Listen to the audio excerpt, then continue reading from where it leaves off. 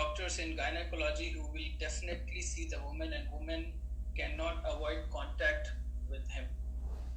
Wallahi, this is his problem.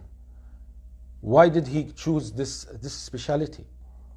The man should avoid, as a general rule, the man should avoid any direct contact with women. And wallahi, this is a big fitna. Imagine, it means this man, this doctor, always will deal with women. He's not a family doctor, he's not a surgeon, he's not an ENT doctor. He is obs and gynae. It means all the patients are female. So his life will be with females. Why? Okay, we ask him, are you taking a specialty or a subspecialty which is unique in the world? It is not available in the Muslim world? Or you just like it because you can earn money?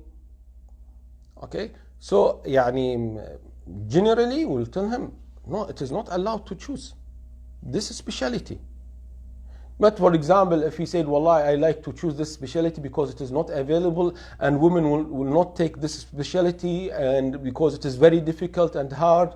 Okay, khalas, go and check a fatwa from the scholars that I like to study this field, then go for that if they said okay.